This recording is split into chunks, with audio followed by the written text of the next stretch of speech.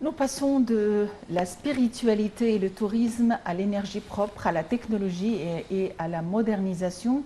Hier s'est tenu le premier forum pour la conversion des véhicules en gaz propre pour fonctionner avec l'énergie propre, un forum ayant été tenu sous les auspices du chef de l'État, le président Abdel Fattah el-Sisi. Il s'agit de faire fonctionner les voitures, de les convertir de manière à mieux sauvegarder la biodiversité, l'environnement et autres oubliés du recours à l'énergie propre. Et pour ce, il faut pas seulement juste le processus de conversion, mais il faut des pièces de rechange, il faut toute une infrastructure. Et par conséquent, il a fallu vraiment tenir un forum pour tous les détails. Et mieux que ça, Mona, il a fallu quand même changer la pensée, la manière de voir les choses et l'idéologie de la population pour penser dans cette direction. L'énergie propre, sauvegarder l'environnement, sauvegarder la biodiversité. C'est vrai, puisque notre planète souffre et les nouvelles générations également souffrent de cette pollution qui se trouve partout autour de nous. Alors il existe actuellement ces efforts déployés par l'État avec la vision de l'Égypte 2030. Alors on doit arriver à un développement durable, on doit arriver à bien utiliser nos ressources et également à respecter la nature et l'environnement. Et ce sont des éléments parrainés bien sûr par l'État et par le chef de l'État.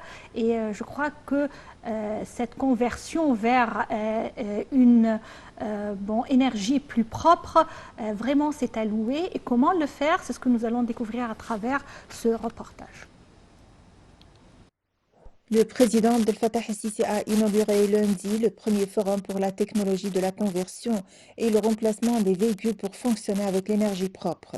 Le porte-parole de la présidence a déclaré que le forum tenu sous les auspices du président el-Sisi témoigne le lancement de l'initiative de la conversion des véhicules pour fonctionner avec le gaz naturel en coopération avec les instances gouvernementales, les sociétés locales et internationales spécialisées dans ce domaine. Le forum vise à présenter les programmes de financement disponibles dans le cadre de la conversion de véhicules pour fonctionner en gaz, ainsi que la sensibilisation par les profits économiques et environnementaux produisant de l'usage du gaz naturel en tant que carburant des voitures. De même, on a présenté la coopération bilatérale entre les entreprises de production et le secteur gouvernemental afin de soutenir la transmission de la technologie, des programmes de recherche et du développement au domaine des voitures au gaz, ainsi que les étapes prises pour établir l'infrastructure nécessaire, ce qui sert le système des voitures au gaz. Le porte-parole a ajouté que le président el-Sisi a visité les ailes et les salles du forum concernées aux institutions et organisations gouvernementales responsables à mettre en œuvre l'initiative de la conversion de véhicules pour fonctionner avec le gaz, outre les ailes des sociétés mondiales qui présentent des modèles de voitures fonctionnant en gaz ou bien d'autres modifiés. Le forum présente également les dernières nouveautés de cette industrie, en particulier toutes les informations concernant la conversion des voitures pour fonctionner à l'énergie du gaz naturel. D'autre part, le porte-parole a signalé que, selon les directives du président el-Sisi, on a consacré tout un aile au forum pour les ministères, les banques, les sociétés d'assurance, afin de servir et guider les citoyens qui veulent se profiter de cette initiative.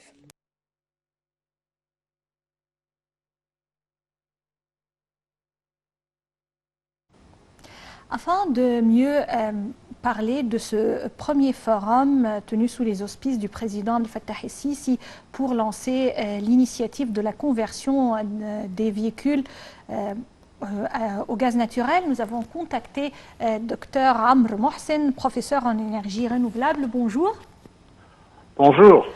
Docteur Amr Mohsen, c'est une initiative à louer, mais quand même, nous voudrions savoir pourquoi s'avère-t-il important aujourd'hui de passer du fuel naturel qu'on connaît à ce gaz naturel et quel effet aura cette conversion sur la nature, sur l'environnement autour de nous? D'accord. Tout d'abord, bonne nouvelle année pour tout le monde. Merci. Et À vous aussi. j'aimerais dire que en utilisant le terme conversion, c'est un peu ça donne l'idée que on commence avec une voiture qui brûle du carburant essence et on fait une conversion, donc le véhicule utilise simplement comme carburant le gaz naturel, ce qui n'est pas vrai. Et je préfère, au lieu d'utiliser le terme conversion, qu'on utilise le terme l'ajout. Parce qu'on commence avec une voiture qui brûle de l'essence et on ajoute la possibilité que ce même véhicule peut utiliser deux carburants. Donc ça peut toujours brûler l'essence, mais maintenant ça peut aussi brûler le gaz naturel. Ah, Qui est alors très, très le important. véhicule garde les deux options alors. Voilà, voilà.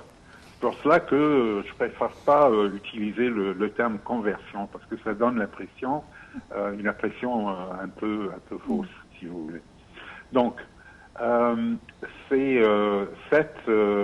cette opération est très bénéfique parce que, disons que j'ai un véhicule qui brûle uniquement de l'essence, je paye, disons, dans les 7,50 livres par litre.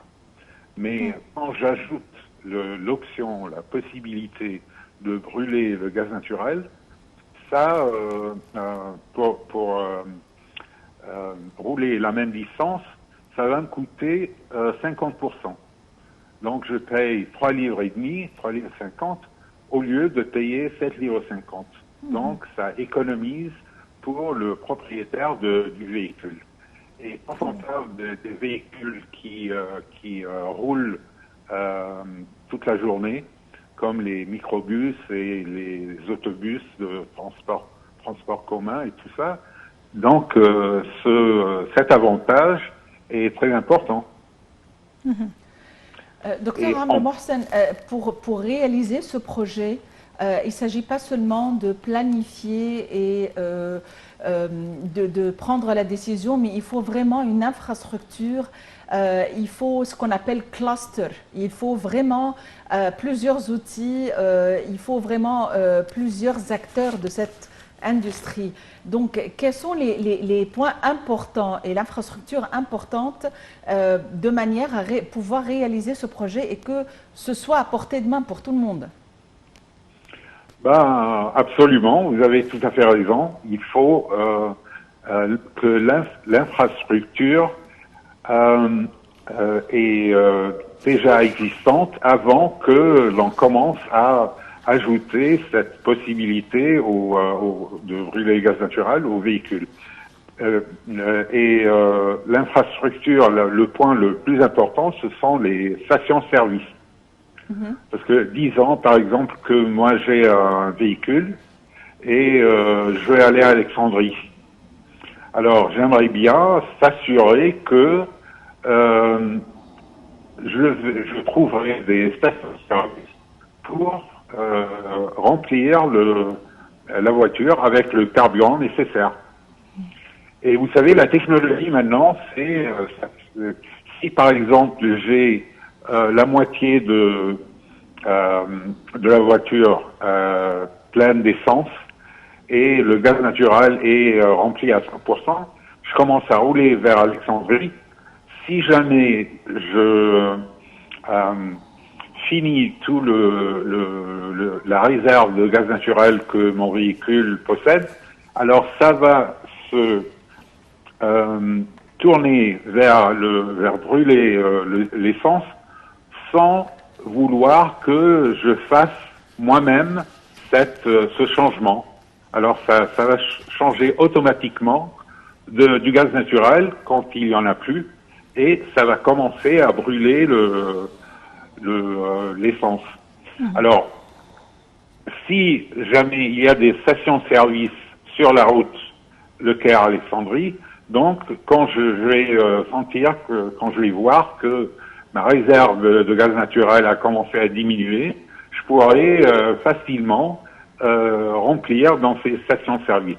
Donc, la présence de stations-service est absolument nécessaire.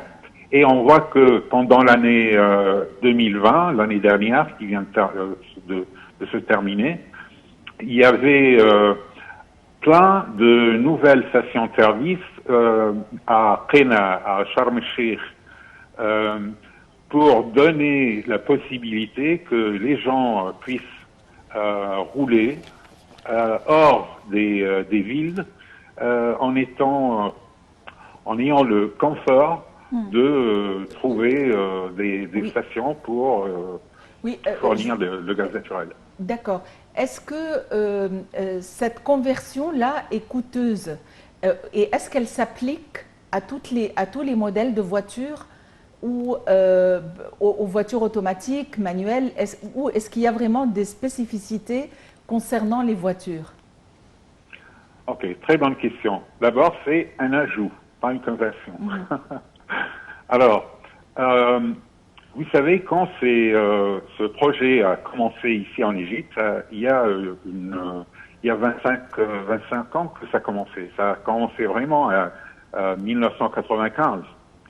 Et dans ces 25 ans, on a ajouté la possibilité d'utiliser 2 carburants au lieu d'un seul à 250 000 voitures. Donc, 25 ans, 250 000 voitures. Maintenant, le projet qu'on vient d'annoncer, on pense pouvoir ajouter cette possibilité à 400 000 voitures dans 3 ans. Alors, ça va être vraiment accéléré très vite. Et pour répondre à votre question, on peut ajouter cette possibilité d'avoir 2 carburants au lieu d'un seul à n'importe quel genre de voiture.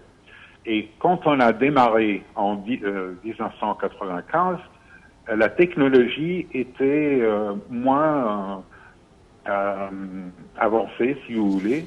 Alors, on pourrait seulement ajouter cette possibilité, cette fonction, aux voitures qui brûlent de l'essence. Celles qui brûlent du diesel, Oui, ça a été impossible. c'est vrai. Maintenant, on a commencé, il y a les 2 dernières années, à perfectionner la possibilité d'ajouter cette même possibilité aux voitures qui brûlent le diesel, ce qui est vraiment absolument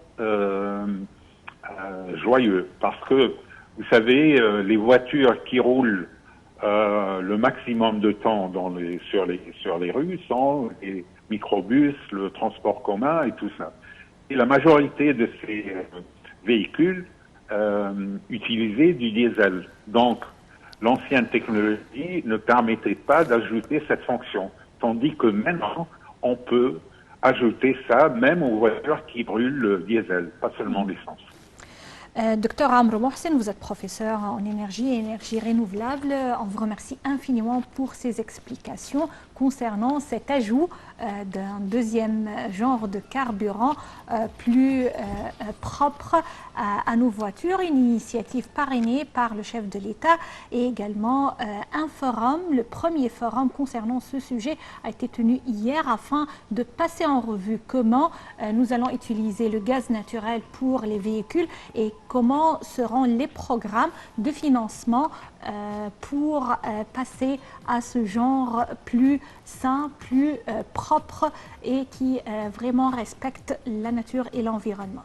Effectivement, il s'agit là d'une manière de voir les choses, d'une idéologie, d'un comportement qui va s'appliquer surtout sur notre utilisation des matières en plastique, sur l'émission de l'empreinte de carbone, sur les déchets que nous jetons, sur les bouteilles, enfin ça va être une manière de vivre, une manière de voir les choses une fois que les générations futures vont grandir en entendant les parents dire oui, il faut vraiment changer vers le gaz parce que c'est mieux pour l'environnement, pour sauvegarder la biodiversité. On va réfléchir à partir d'une perspective globale tout d'abord pour comprendre qu'on vit sur une planète et qu'on n'est pas isolé dans notre région et qu'il y a des retombées qui se répercutent, enfin des retombées sur l'économie, sur la santé, sur l'environnement. Et finalement, ça sera très certainement une manière de voir les choses. Reste à vous remercier en ce premier mardi de l'année 2021 parce que Mona me dit que j'avais commencé l'émission en disant l'impact de 2020 était vraiment très grand sur vous, Maha. C'est pourquoi vous vous rappelez de cette année pour toujours. On espère que 2021 sera vraiment une meilleure année pour tout le monde. On l'espère bien et passez d'excellents moments avec la suite de nos programmes sur Nile TV International. au revoir.